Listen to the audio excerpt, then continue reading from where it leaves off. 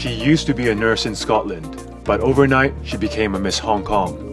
Despite her foreign background, she actively plays different roles on TV dramas set in ancient China and sings Cantonese songs. Welcome, Lisa Marie Tse. Lisa, you are the champion of Miss Hong Kong Pageant 2020. How did that change your life? It changed my life completely. How so?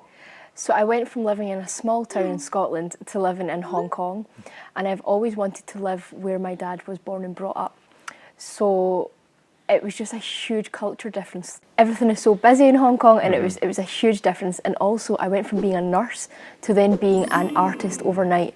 That was also a huge change. And also the fact that I went from speaking English, so I spoke English at work, at home, and then everything now is in Cantonese. So it's been a huge difference, but I'm so excited to be here in Hong Kong, and I've loved every moment of it so far. So what challenges have you encountered while working here in Hong Kong? So I really think my main challenge has been learning Cantonese. Cantonese obviously has 9 tones, and if you say the tone wrong, it means a completely different word.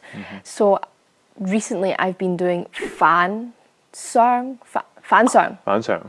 Yes. and then which means unusual, and then fan song, Fan song, which means rice box. Right. So you see where my difficulty is. If you go to add or order some rice, Yeah. you don't want to be saying, "Can I have some unusual?" Yeah. Do you know? So that's going to be my main challenge, is trying to make sure the Cantonese is right and I don't make any mistakes. Right. So right now, as you said, Cantonese is your biggest challenge. How did you overcome that obstacle? So when I first moved here, someone told me, read more, write more, and listen more. So that's kind of what I've been doing. I always have some sort of Cantonese drama or something playing in the background, just to try and absorb more Cantonese.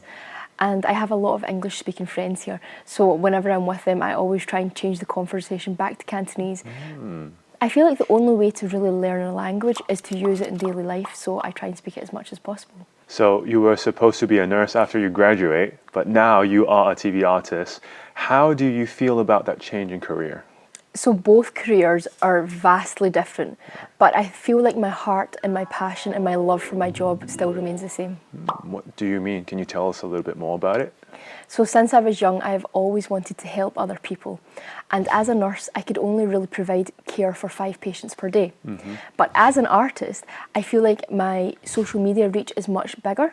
So I hope to help others through social media to work on exercise, body image, and just overall health and well-being. Wow, that sounds so positive. Do you have any plans for it? Yes, so I plan to continue to create social media videos, just kind of showing my true self. So I always feel like your true self can't be wrong, right? And often people try and cover up themselves or trying to be a different person, but I feel like that's so much more effort. So I always try and show my true self on like my social media platforms, just to show people that you should be proud of who you are and just continue to be yourself. That's amazing. Finally, is there anything you want to share? So I always say, follow your dreams. And I feel like to follow your dreams, you always have to have a plan or a goal or an end game. So for me, learning Cantonese or anyone learning a new language, you have to set yourself goals. So for example, if you want to learn a new language within 1 year, how are you going to do that? So you have to have a plan. So in January, I want to learn this amount. And in February, I want to learn this, and you have to have a detailed plan so that by the end of the year, you actually achieve your goals. Because if not, it's very easy for a year to go by and you're like, oh no, I didn't actually learn a new language, or I didn't learn a new instrument. That's true. Yeah, see, and I do it all the time, and I always have to remind myself, write down my dream, write down my goal, and how I'm going to get there, and it makes it much easier.